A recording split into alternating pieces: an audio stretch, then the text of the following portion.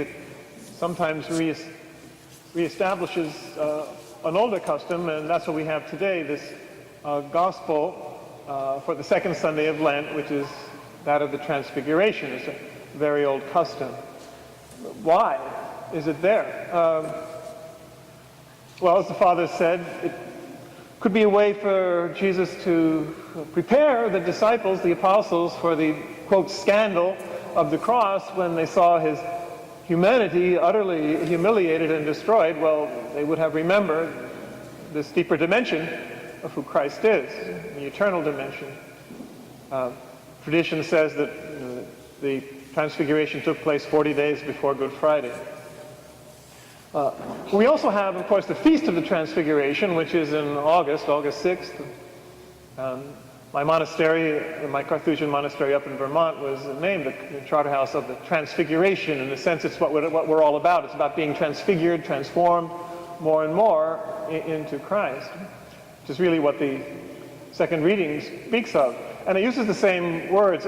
August 6th, by the way, is 7 months, 7 mystical months, after the Feast of the Epiphany, January 6th. It was introduced by monks, unsurprisingly, from the Eastern Church, a custom from the Eastern Church around 1,000 years ago, which is recent in liturgical terms. And to portray this mystery of our transfiguration. So the second reading says, this mystery hidden from all eternity is now made manifest through the Epiphany. It's literally the word that's there in Greek.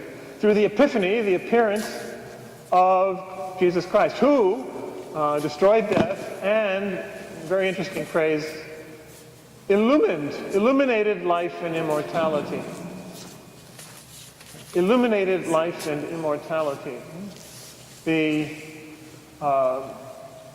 In God, life and light and love, same thing. It's one reality. So life is illumined. Life is luminous. Light is alive. Light is the light of God. Whoever follows me will have the light of life, Jesus says, speaking about himself as the light of the world. So this is our life. This is Christ's own life. The light is the luminous life of love that he lives. And it is ours too. The prayer for the Feast of the Transfiguration says, you foreshadow our own adoption as children of God, as sons and daughters of God. So when the apostles see the glory, the eternal glory of divine dignity radiating through his humanity, radiating not just through his humanity, but through his clothes and through the whole universe, it's also a reminder that that's our reality as well. That we are called to shine like the sun, as he says in this same gospel.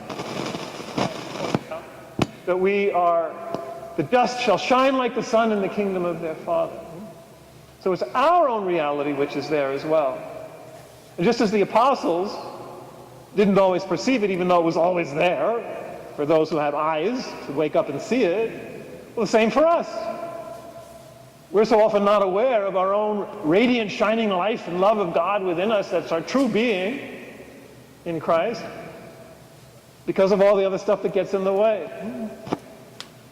So in that perspective, we can understand some of the rest of the gospel. It says that a bright cloud overshadowed them, which is a paradox, of course.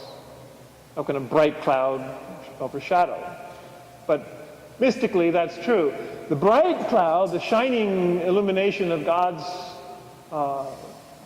revelation, God's own light, overshadows everything else that gets in the way. It should, anyway.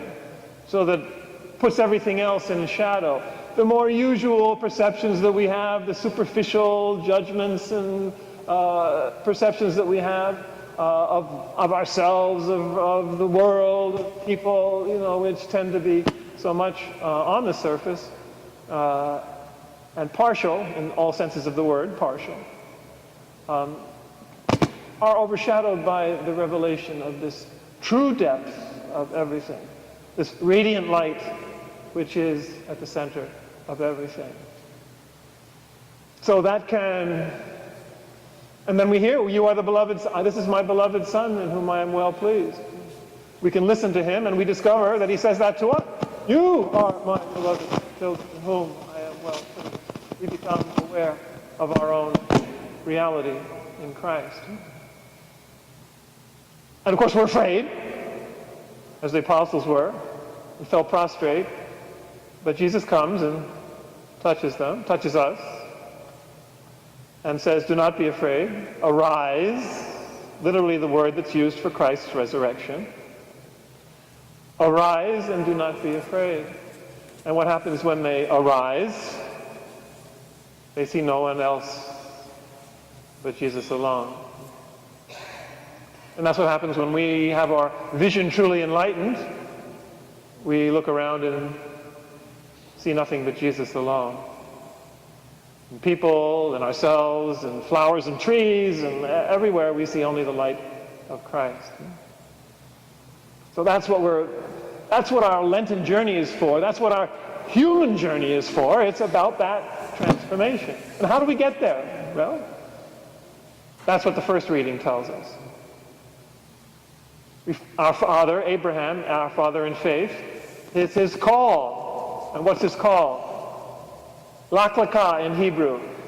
Go out, leave behind what is familiar to, leave your comfort zone, leave your people, leave your country, and go out to where I will show you. And that's what he says to us. Those are the superficial perceptions which keep us away from perceiving our true dignity, our true reality.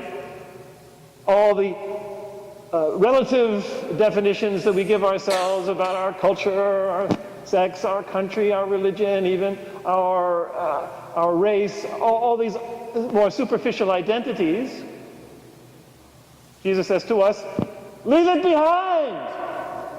Go forth to where I will show you a deeper identity that all of you have. Stop clinging and identifying.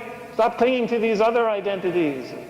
And so the letter to the Hebrews, commenting on this passage, says that Abraham went out not knowing where he was going.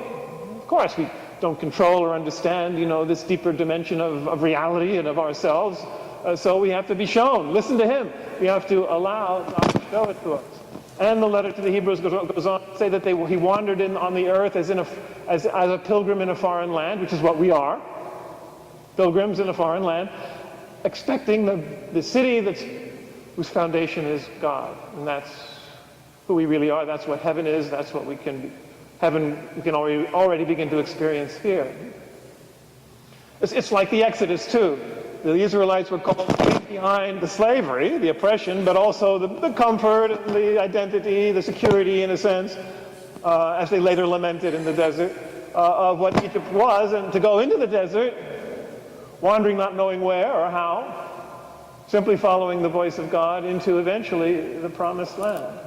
So as I say, that's what our human life is about.